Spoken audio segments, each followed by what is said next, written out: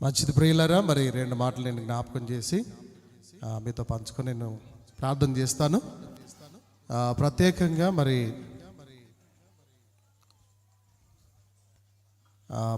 మనసున్పుర సంఘంలో ఉన్న మీ అందరికీ కూడా హృదయపూర్వకంగా నేను వందనాలు తెలియపరుస్తున్నాను.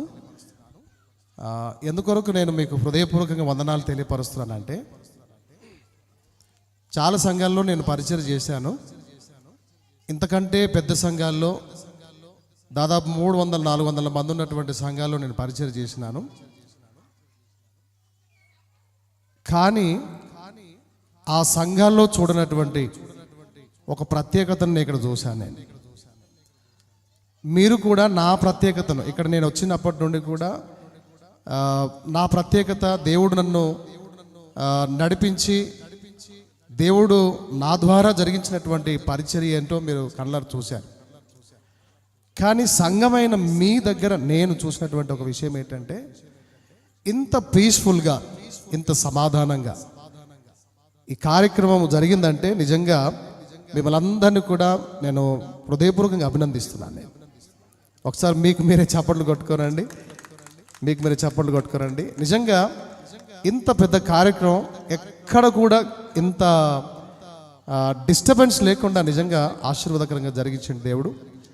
అందులో మీలో ఉన్నటువంటి భక్తి, విశ్వాసము, ప్రాముఖ్యంగా నేను ఇంకొక విషయం ఏం గమనించినానంటే, మీలో మీరు ఒకరినొకరు గౌరవించుకోవడం అనేటువంటిది ఇది నాట్ ఏ ఆర్డినరీ థింగ్.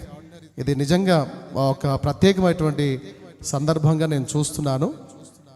చాలా సంఘాల్లో ఒకరిని ఒకరు సన్మానించుకోవడం ఇష్టపడరు, కానీ ఇక్కడ సహోదరులందరూ ఒకరినొకరి సన్మానించుకోవడం, ప్రోత్సహించుకోవడం, ఒక అన్నదమ్ముల్లాగా కలిసి ఉండడం అనేటువంటిది నిజంగా ఇలాంటి సమాధానం ఎక్కడ ఉంటుందో అక్కడ దేవుడు తప్పకుండా ఉంటాడండి.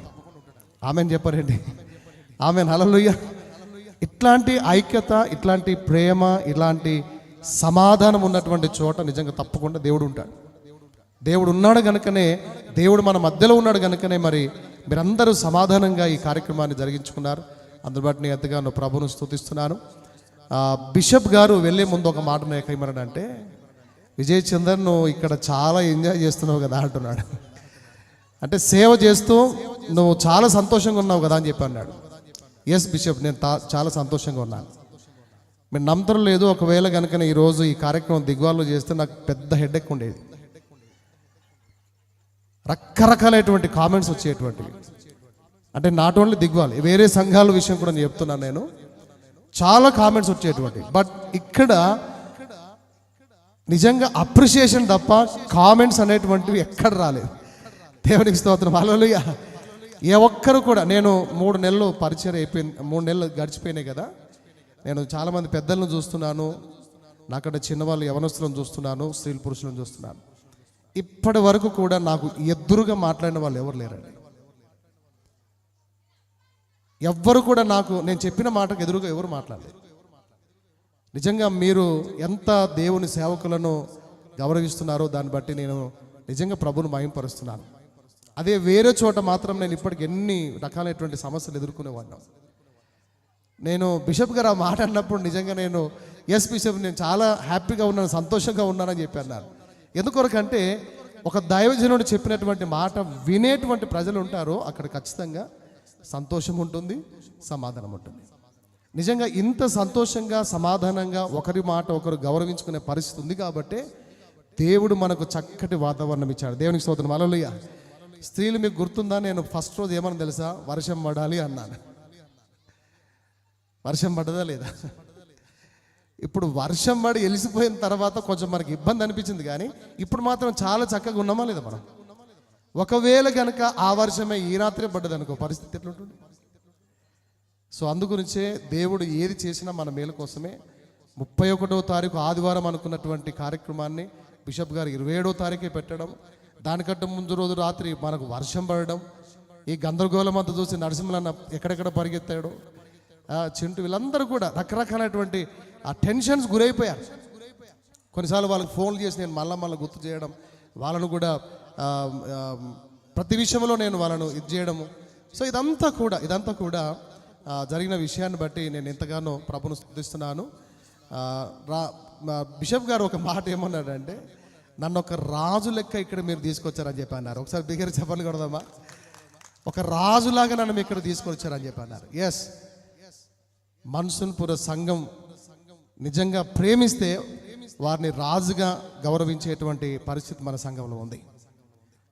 బిషప్ గారు చాలా సంతోషపడ్డాడు. అసలు అక్కడ ఏముంటుందో వెళ్ళి నేను రిబ్బన్ కట్ చేసి మళ్ళీ వెళ్ళిపోతానని చెప్పి అన్నాడు. కానీ ఇక్కడ అరేంజ్మెంట్స్ ఇవన్నీ మన ప్రేమ మనం చూపించేటువంటి ఈ పరిస్థితి అంతా కూడా చూసిన తర్వాత బిషప్ గారు వెళ్ళడానికి ఇష్టపడలేదు. సో నిజంగా మరి మిమ్మల్ని అందరినీ కూడా ప్రభులో నేను అభినందిస్తున్నాను. ఎగ్జిక్యూటివ్ సెక్రటరీ గారు, అలాగే బోర్డ్ ఆఫ్ మినిస్ట్రీ చైర్మన్ గారు, వారు ఏమన్నారంటే, పాస్టర్ గారు మీరు ఇలాంటి నడిపింపగలిగినటువంటి పాస్టర్ గారు, నువ్వు హైదరాబాద్లో ఉండాల్సింది, నువ్వు మన్సూన్పూర్లో ఉన్నావు అని చెప్పి అన్నాడు ఆయన. మన కానుకలు ఎత్తడము, మనం పాటలు పాడడము, మందిరంలో మనం పాటించినటువంటి క్రమము. ఇంకొకటి తెలుసా, నేను ఫస్ట్ నుంచి కూడా మిమ్మల్ని అభినందించే విషయం ఏంటంటే, వాక్యం చెప్పేటప్పుడు శ్రద్ధగా వింటున్నారు. నిజంగా రియల్లీ నా హృదయపూర్వకంగా నేను మిమ్మల్ని అభినందిస్తున్నాను. మీకు మీరే చప్పట్లు కొట్టుకోండి ఒకసారి. కొన్ని మందిరాల్లో ఎలా ఉంటుందంటే, ఒకలాంటి సంత వాతావరణం కనబడుతుంది. వాక్యం చెప్తుంటే శ్రద్ధ ఉండదు, వినరు. ఆ పిల్లల గోల ఒకలాంటి వాతావరణం ఉంటుంది. బట్ అలాంటి వాతావరణం నేను ఇక్కడ చూడలేదు. సో నిజంగా చక్కగా మీరు వాక్యం వింటున్నారు, సేవకులు చెప్పేటువంటి మాటలు గౌరవిస్తున్నారు. అందరి బట్టి నేను ఎంతగానో ప్రభువును స్తుతిస్తున్నాను. మరి వచ్చినటువంటి డిఎస్లు ఎవరైతే ఉన్నారో వారందరూ కూడా సంతోషపడ్డారు. మేము అనుకోలేదు మన్సూన్పూర్ సంఘంలో ఈ కార్యం ఇంత ఘనంగా జరుగుతుందా అని మేము అనుకోలేదు అని వారు స్వయంగా నాతో ఆ మాట చెప్పి అభినందించి వెళ్ళడం జరిగింది. మన డిఎస్ గారు కూడా ఆశ్చర్యపోయాడు, సునీల్ డిఎస్ గారు కూడా ఆశ్చర్యపోయాడు. అసలు ఇంత గ్రాండ్గా సక్సెస్గా మనం కార్యక్రమం జరిపించుకుంటామా అని మనం అనుకోలేదని చెప్పేసి అన్నాడు. మరి వారు కూడా సంతోషపడ్డాడు. సో మరి వారిని పట్టుకుని నేను ప్రభువును స్తుతిస్తున్నాను. ఇంకొక విషయం ఏంటంటే, మనము మందిరంలో కార్యక్రమం జరిపించుకొని ఈ విధంగా స్టేజ్ వేసుకొని ఇక్కడ కార్యక్రమం జరిపించుకోవడం మరి చాలామంది సేవకులకి ఈ కార్యక్రమం ఇష్టమైంది.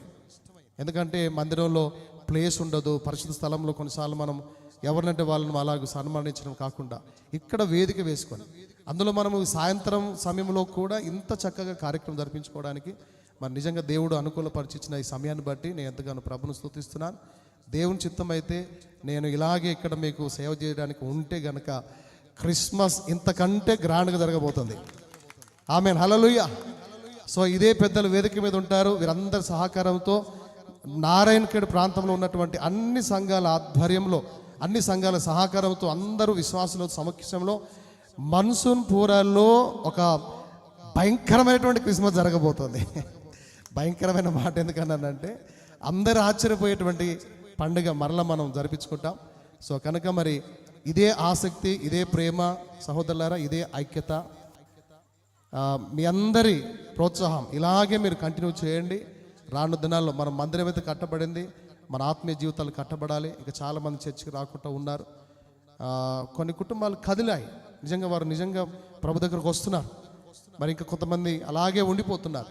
కానీ అలాంటి వారు కూడా ఇక ముందు మీరు మందిరాన్ని ప్రేమించి మందిరానికి రండి. మరి ఇంకా రాని వారు ఎవరైతే ఉన్నారో వారందరూ కూడా వచ్చేటట్లుగా మీరు ప్రోత్సహించండి. ఇదే ప్రేమ, ఇదే ఐక్యత, ఇదే సహవాసం మరి ప్రభులో మీరు కనుక కొనసాగిస్తే ఈ సంఘం నానాటికి అభివృద్ధి చెందుతుంది. ఇప్పటికే నారాయణఖేడ్ ప్రాంతంలో ఉన్నటువంటి అన్ని సంఘాల వాళ్ళ యొక్క దృష్టి ఎటువైపు పోయిందంటే మన్సూన్పూర్ వైపు వెళ్ళింది. దేవునికి స్తోత్రం, హల్లెలూయా. వారు ఏదైతే ఊహించిండ్రో అంతకంటే ఉన్నతంగా ఈ కార్యక్రమాన్ని దేవుడు జరిగించాడు. చాలామంది పాస్టర్స్ నారాయణఖేడ్ ప్రాంతంలో సేవ చేసే పాస్టర్స్ ఇంత గంభీరంగా ఈ కార్యక్రమం, ఇంత సమాధానంగా, ఐక్యంగా ఈ కార్యక్రమం జరుగుతుందని మేము అనుకోలేదు. పాస్టర్ గారు రియల్లీ మరి మిమ్మల్ని అభినందిస్తున్నాం. మరి సంఘం అంతటిని మేము అభినందిస్తున్న వారి అప్రిషియేషన్ తెలియపరిచి వెళ్ళారు.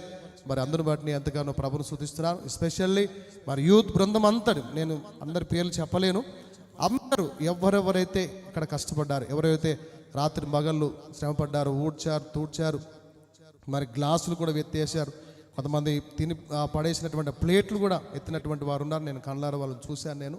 సో అలాంటి వారిని, అలాగే రాత్రింబగలు మరి ప్రతిదీ కూడా వారి భుజాల మీద వేసుకొని పనులు జరిగించి ఇంత గ్రాండ్ సక్సెస్, నేను ఎప్పుడు సక్సెస్లో ఉండను, నేను ఎప్పుడు గ్రాండ్ సక్సెస్లో ఉంటాను. దేవునికి స్తోత్రం, హల్లెలూయా.